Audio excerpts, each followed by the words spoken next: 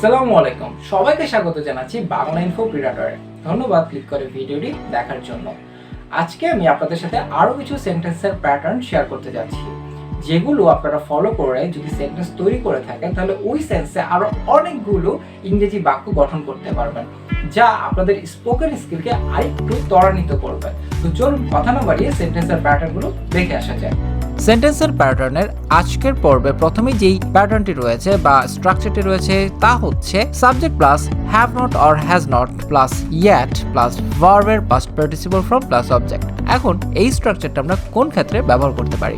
প্রথমত আমরা এই স্ট্রাকচারটি ব্যবহার করতে পারি আমরা একটি কাজ এখনো করে উঠিনি সেই সেন্সে। যেমন ধরা যাক, I haven't yet eaten lunch, আমি এখনো দুপুরের খাবার খাইনি। কনা hasn't yet got married, কনা এখনো বিয়ে করেনি। তন্নি hasn't yet reached in Dhaka, তন্নি এখনো ঢাকায় পৌঁছেনি। She hasn't yet come here, সে এখনো এখানে আসেনি। এবার যাওয়া যাক দ্বিতীয় স্ট্রাকচারটিতে। দ্বিতীয় স্ট্রাকচার বা প্যাটার্নটি আমরা ব্যবহার করতে পারি সমস্যা নেই অথবা সমস্যা আছে এই ক্ষেত্রে। এই জন্য স্ট্রাকচারটি হচ্ছে সাবজেক্ট প্লাস ডু নট অথবা ডাজেন্ট, সাবজেক্ট ওয়াইজ আপনারা এটা বসাবেন। তারপর হচ্ছে seems to have plus noun adjective plus extension. প্যাটার্নটি একটু ডিফিকাল্ট মনে হতে পারে, তো চলুন কিছু এক্সাম্পল দেখে ফেলি, আশা করছি আপনাদের কাছে সহজও লাগতে পারে। প্রথমে একটি এক্সাম্পল দেখা যাক। Setu doesn't seem to have problem, সেতুর মনে হয় সমস্যা নেই। He seems to have problem, আমার মনে হয় তার সমস্যা আছে। He seems to have past history, মনে হয় তার অতীতে কোনো ঘটনা রয়েছে।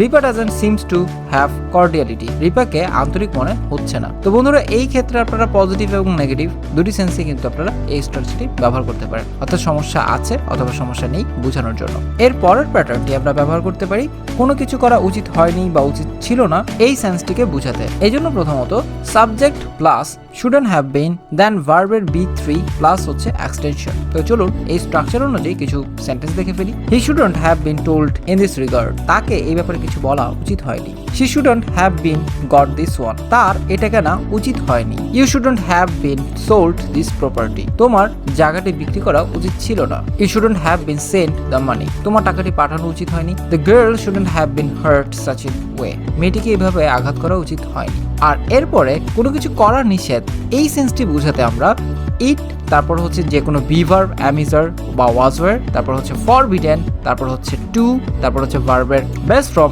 এবং হচ্ছে এক্সটেনশন। চলুন কিছু এক্সাম্পল দেখা যাক। It is forbidden to speak loudly here, এখানে জোরে কথা বলা নিষেধ। It is forbidden to smoke here, এখানে ধূমপান করা নিষেধ। It is forbidden to spit on the wall, দেয়ালটিতে থুতু ফেলা নিষিদ্ধ বা ফেলা যাবে না। আর কাউকে ভালো কিছু করার উপদেশ দিতে চাইলে এই স্ট্রাকচারটি ফলো করতে পারে।